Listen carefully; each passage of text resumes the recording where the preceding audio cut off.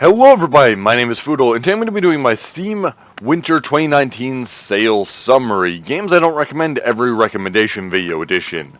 So, like these winter sales usually are, these deals all last from today, or well, actually about a week ago, until the 2nd of January at 10 a.m. PST, which gives you about a week to spend your hard-earned Christmas cash on these games I'm recommending, and you should do that because I'm recommending them. So, with all this said, sit back, relax, and let me recommend you some games.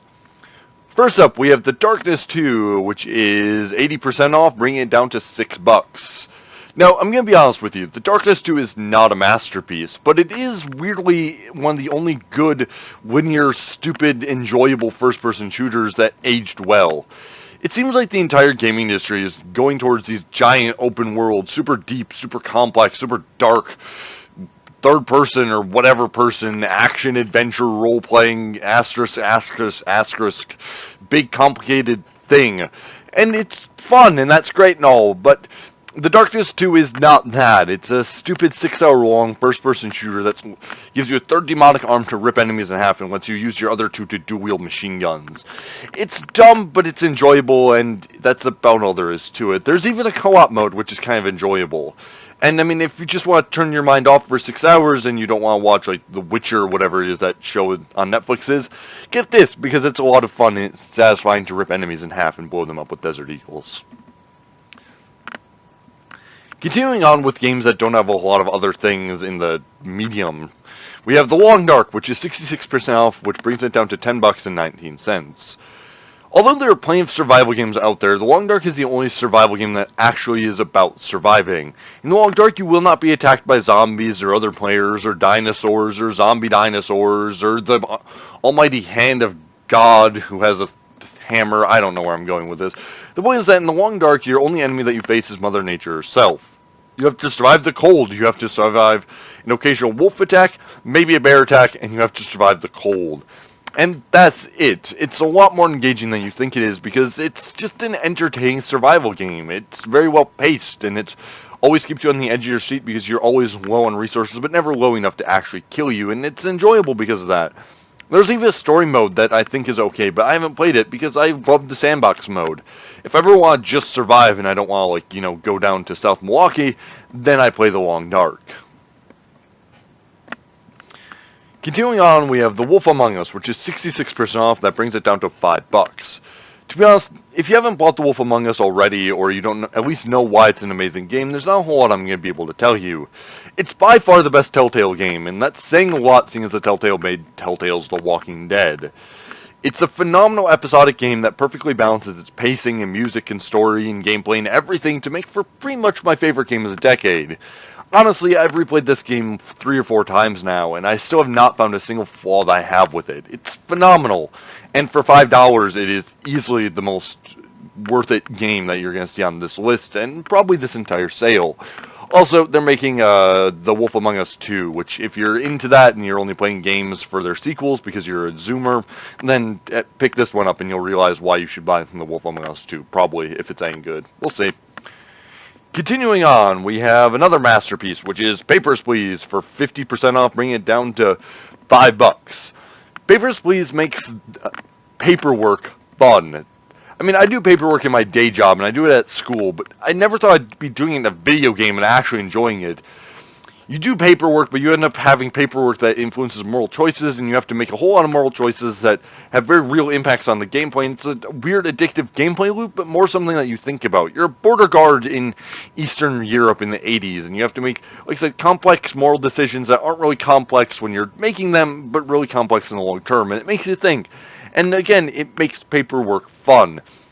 Honestly, it's one of the very few games where I've just sat down and played, even though I didn't think I was going to like it, and I ended up becoming one of my favorite games of all time. I love this game because it shouldn't work, but it does. Continuing on with games that shouldn't work, and they do, we have the Stanley Parable, which is 60% off, bringing it down to $6. To be honest, the less said about this game, the better. This is the proto-walking simulator that makes fun of all the walking simulators before it and all the walking simulators after it.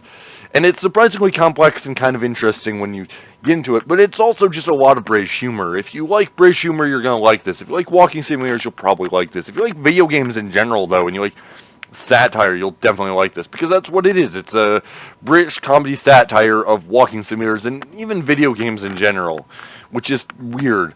For $6, it's not exactly the best gameplay to money ratio, but it's also well worth the price of admission, because I'm actually thinking about this game 5-7 years after I played it. So, continuing on to an entirely different genre, we have Deus Ex, the Human Revolution Director's Cut. That's a mouthful. For 85% off, bringing it down to $3. I'm going to be honest, I've been playing through this game for the past couple days, and the gameplay has not aged well, but the story very much has. I'm not saying that the gameplay is bad or anything, but even if it was, the story here is super interesting. It's about what defines a human, what defines being humanity. It's a really weird thing that's super abstract, but the game does this well so that your gameplay interacts with that story theme, and then there's a bunch of other story themes because the main setting of the game is Detroit, obviously. And it's interesting. It's a dystopia, but it makes you think, is it really a dystopia? And there's not a whole lot of games out there that make you think this much. So for $3, I mean, it's the price of a fucking Big Mac. Continuing on with games that are the price of a Big Mac, we have Ryse Son of Rome, which is 70% off, bringing it down to $3.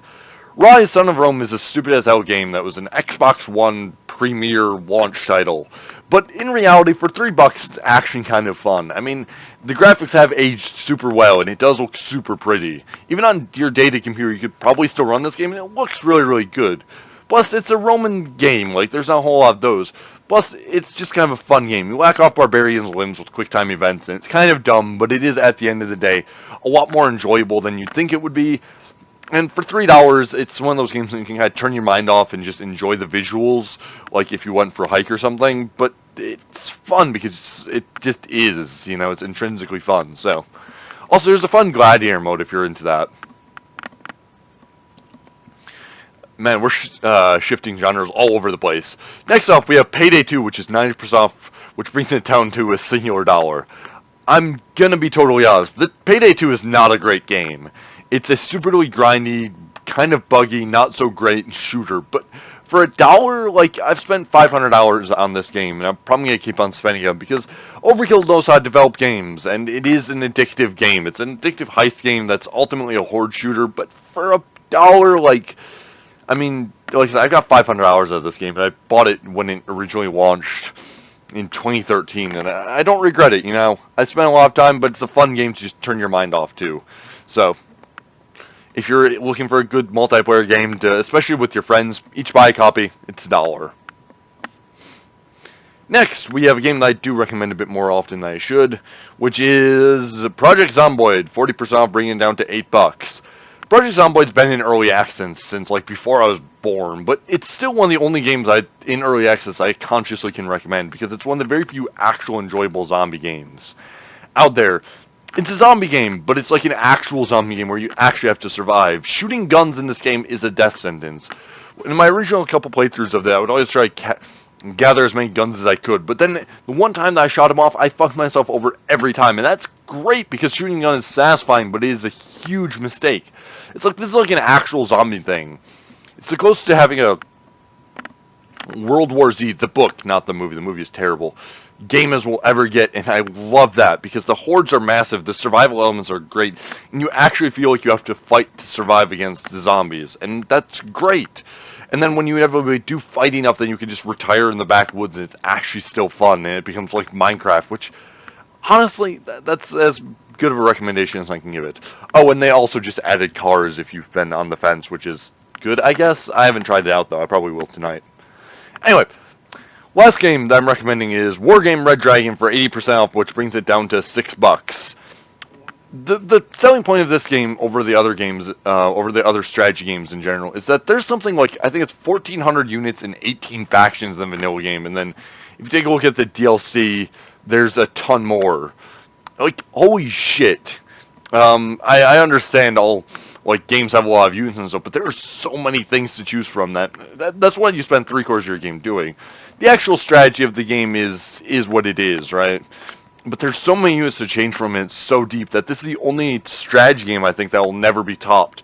And I'll easily be playing in 10 years because, yeah, maybe the graphics didn't age well, and maybe the gameplay lacks a couple of convenience features, But goddamn, the amount of units that you can combine across these, there's tons of maps. There's the ability to have 10v10 armies fight each other, which is like thousands of units on screen at one time. It's so cool. And like, if you're into military strategy games, there is literally no other better option than this. It's a game that you play. It's a war game, but it's like an actual war game, and I love it. So, there we have it. 10 games you should buy on the Steam Winter Sale. I'd say if you're going to buy a couple, buy The Wolf Among Us. I'd recommend Papers, Please, Stanley Parable, maybe Project Zomboid. And, I mean, but hell, you can buy all these games for the price of, like, $100 or less. So, there you go. Leave your thoughts on all my games in the comments. Check out my stuff that I'm going to probably forget to link down in there. Dislike, unsubscribe, or like, subscribe, favorite. I don't know what YouTube does anymore. I haven't checked my channels in, like, years. So, see you in the next one.